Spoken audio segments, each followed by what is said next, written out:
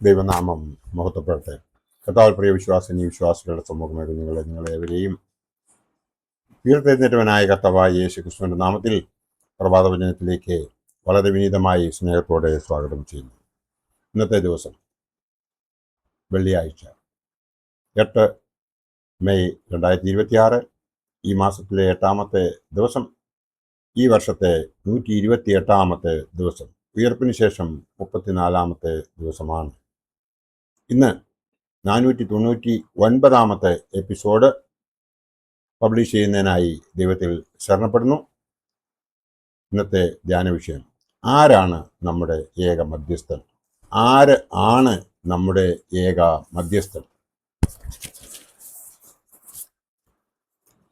ദൈവം ഒരുവനല്ലോ, ദൈവത്തിനും മനുഷ്യർക്കും മധ്യസ്ഥനും ഒരുവൻ. 1 തീമോഥെയോസ് 2:5 എന്ന വചനവും മറ്റൊരുത്തരിലും രക്ഷയില്ല, നാം രക്ഷിക്കപ്പെടുവാൻ ആകാശത്തിന് കീഴെ മനുഷ്യരുടെ ഇടയിൽ നഷ്ടപ്പെട്ട വേറൊരു നാമവുമില്ല എന്ന അപ്പോസ്തല പ്രവൃത്തികൾ 4-ാം അധ്യായം 12-ാം വാക്യത്തിൽ പറയുന്നു.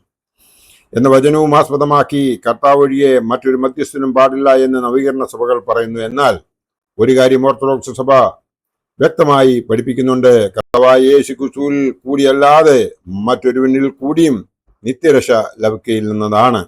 അതുപോലെ തന്നെ രക്ഷ ദൈവത്തിന്റെ ദാനമാണെന്ന് വിശ്വസിക്കുകയും ചെയ്യുന്നു.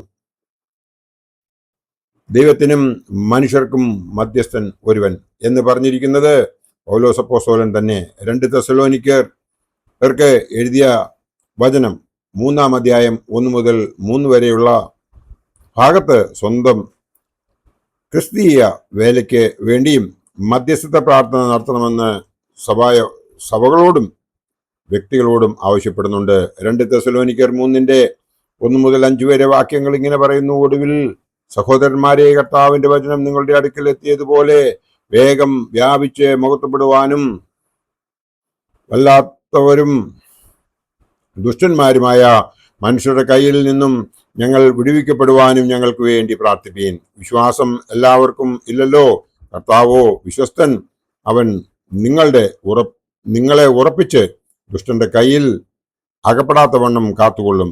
ഞങ്ങൾ ആജ്ഞാപിക്കുന്നത് നിങ്ങൾ ചെയ്യുന്നുവെന്നും മേലാലും ചെയ്യുമെന്നും ഞങ്ങൾ നിങ്ങളെക്കുറിച്ച് കർത്താവിൽ ഉറപ്പിച്ചിരിക്കുന്നു എന്ന് ഈ അവസരത്തിൽ നിങ്ങളോട് എടുത്തു പറയുവാൻ ആഗ്രഹിക്കുന്നു. ശത്രുതയുള്ള 2 പക്ഷത്തെ ദൈവവും മനുഷ്യരും തമ്മിൽ നിരപ്പാക്കുന്ന മധ്യസ്ഥൻ എന്നാണ് അർത്ഥമാക്കുന്നത്. ഗലാത്യർ 3:20 ഇതിനെക്കുറിച്ച് എടുത്ത് പറയുന്നുണ്ട്. പൊതുവായി പാപബന്ധത്തിലുള്ള ജനത്തെ രക്ഷിക്കുന്നതിനായി ഒരിക്കൽ മാത്രം കാൽവറിയിൽ യാഗമായി അതിനെ മോചനദ്രവ്യമെന്നോ മറുവിലയെന്നോ പറയുന്നു. യേശു തന്റെ രക്തം ക്രൂശിൽ ചിന്തിയത് മറുവിലയായിട്ടാണ് എന്ന് നാം മനസ്സിലാക്കിയാൽ മതിയാവും. കർത്താവായ യേശു ക്രിസ്തു സദാ സ്വർഗത്തിൽ തന്റെ പിതാവിന്റെ വലത്തുഭാഗത്തിരിക്കുന്ന ഇരുന്നു കൊണ്ട് നമുക്ക് വേണ്ടി കൂടി നിരന്തരം അപേക്ഷിക്കുന്നുവെന്ന് റോമർ 8:34 പൗലോസ് ശ്ലീഹ എടുത്തു പറഞ്ഞിട്ടുണ്ട്. യേശു അവന്റെ കഷ്ടാനുഭവങ്ങളെയും മുറിവുകളെയും കാണിക്കുന്നു. യെശയ്യാ 53:5 പറയുന്നുണ്ട്. അവയാണ് നമ്മുടെ രക്ഷയുടെ ഉപാധി. നമ്മോടുള്ള പിതാവാം ദൈവത്തിന്റെ മനോഗുണത്തെ സജിപ്പിക്കുന്നതിനും തന്റെ പുത്രൻ നമ്മെപ്പറ്റി നടത്തുന്ന മധ്യസ്ഥതയും നമുക്ക് വേണ്ടിയുള്ള അഭയയാചനകളും മൂലം നമ്മുടെ മേൽ കരുണ ചൊരിയുകയും തന്മൂലം നിത്യരക്ഷ പ്രാപിക്കുകയും ചെയ്യുന്നുവെന്ന് നമുക്ക് ഏവർക്കും അറിയാം. യേശുക്രിസ്തുവും മനുഷ്യരുമായുള്ള ബന്ധത്തിൽ അപ്പോസ്തലന്മാരും വിശുദ്ധന്മാരും മധ്യസ്ഥരാകുന്നത് ക്രിസ്തുവിന്റെ പിതാവിനോടുള്ള മധ്യസ്ഥതയ്ക്ക് ഒരു കളങ്കം വരുത്തുന്നില്ല. അത് വിപരീതമെങ്കിൽ ജീവിച്ചിരിക്കുന്നവർ പരസ്പരം മധ്യസ്ഥതയിൽ പ്രാർത്ഥിക്കുന്നതും അഭ്യർത്ഥിക്കുന്നതും വേദവിപരീതമല്ലേ? യഹോവയുടെ കണ്ണ് നീതിമാന്മാരുടെ മേലും അവന്റെ ചെവി അവരുടെ നിലവിളിക്കും തുറന്നിരിക്കുന്നു എന്ന് സങ്കീർത്തനക്കാരൻ 34-ാം സങ്കീർത്തനം 15 പറയുന്ന ആ വേദഭാഗം നമ്മൾ മറക്കുവാൻ പാടില്ല. പരിശുദ്ധന്മാർ പൂർണ്ണമായി ദൈവത്തിൽ വിശ്വസിക്കുന്നതിനാലും ആയുഷ്കാലം മുഴുവനും കർത്താവിന്റെ പ്രമാണങ്ങൾ ആശ്രയിച്ച് ജീവിക്കുന്നതിനാലും ശരീര രക്തങ്ങൾ അനുഭവിക്കുന്നതിനാലും യഹോവ അവരിൽ സ്ഥിതി ചെയ്യുന്നു.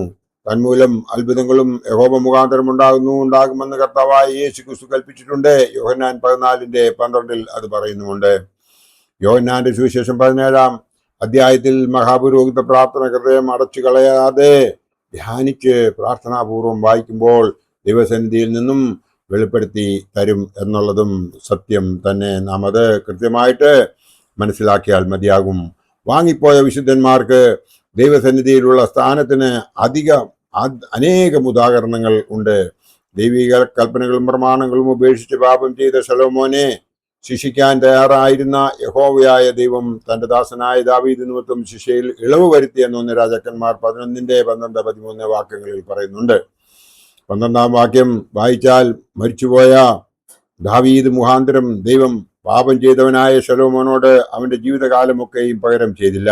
സോദോം നശിപ്പിക്കില്ലെന്ന ഉറപ്പ് അബ്രഹാമിന് കൊടുത്തതും മധ്യസ്ഥത മൂലമാണ്. ഇതിന് സമാനമായി ഇയ്യോബിന്റെ പുസ്തകത്തിലും എഴുതിയിരിക്കുന്നു. ഇയ്യോബ് 42:7 പറഞ്ഞിരിക്കുന്നത്, നിന്റെ ദാസനായ ദാവീദിൻ നിമിത്തം നിന്റെ അഭിഷിക്തന്റെ മുഖത്തെ തിരിച്ചു കളയരുത് എന്ന് പറയുന്നുണ്ട്.